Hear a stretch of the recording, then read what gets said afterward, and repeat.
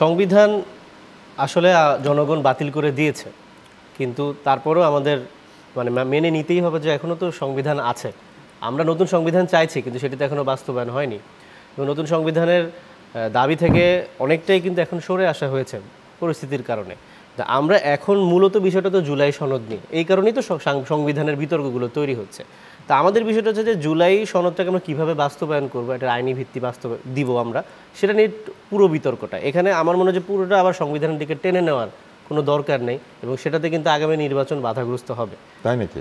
এবং আমরা তো অবশ্যই সময়ে নির্বাচন চাই, এবং আমরা কিন্তু আমাদের দলীয় অবস্থান আমরা একদম স্পষ্ট করেছি যে আমাদের প্রথম দাবি হচ্ছে জুলাই সনদের আইনি ভিত্তি লাগবে, এবং আইনি ভিত্তির যদি নিশ্চয়তা পাওয়া যায় তাহলে সরকার যে সময় নির্বাচন করবে আমাদের সেটি নিয়ে কোনো বাধা নেই। এমনকি গণভোট নির্বাচনের দিনও হতে পারে, সেটাও নির্বাচনের আগেও হতে পারে।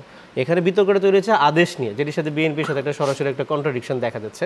কিন্তু আমরা বলেছি যে আমরা সরকারের আগে আদেশটা দেখব, আদেশের খসড়াটা দেখব, তারপরে আমরা সিদ্ধান্ত নেব যে আমরা সনদে স্বাক্ষর করব কিনা এবং গণভোট কবে হতে পারে সেটির উপর ডিপেন্ড করে। তো এখানে আমার মনে হয় যে পুরো বিতর্কটাকে টোটালি আবার সংবিধান থেকে টেনে নেওয়ার দরকার নেই, কারণ আমরা চাচ্ছি ওই আদেশের মাধ্যমে গণভোট হবে, এবং গণভোট আগামী সংসদকে একটি আলাদা ক্ষমতা দিবে যেন তারা সংবিধান সংস্কার করতে পারে, মৌলিক ভিত্তিগুলিও বদলাতে পারে।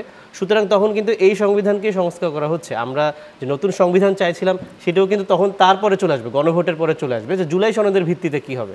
কিন্তু আগামী নির্বাচনটা আসলে সংবিধানের মতেই হচ্ছে, এই বাস্তবতা থেকে তো আমাদেরকে দূরে সরার কোনো উপায় নেই।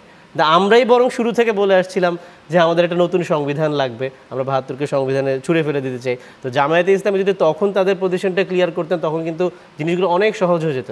ঐকমত্য কমিশনের মিটিংয়ে যদি তারা আমাদের দাবির সাথে একাত্মতা ঘোষণা করতেন স্পষ্টভাবে, কারণ তাদের দাবিগুলো কিন্তু অস্পষ্ট, এক এক সময় তারা এক এক কথা বলেন। আজকে দেখেছি তারা এখন উচ্চকক্ষে পিআর নিয়ে কথা বলছেন, তাহলে মাঝখানে কিন্তু আবার তারা নিম্নকক্ষে পিআর নিয়ে একটা যুগপৎ আন্দোলন গড়ে তুলেছিলেন। দাবিগুলো কিন্তু বারবার ফ্ল্যাকচুয়েট করলে কিন্তু আপনি এক জায়গায় না থাকলে তো জনগণ বিভ্রান্ত হয়ে পড়বে। সুতরাং আমাদের একটা নতুন সংবিধান যদি প্রয়োজন হয় সেটা আসলে নির্বাচনের পরেই হতে হবে, এর থেকে ব্যত্যয়ের কোনো সুযোগ নেই। কিন্তু জুলাই সনদের আইনি ভিত্তিটাকে বাস্তবায়ন করতে হবে।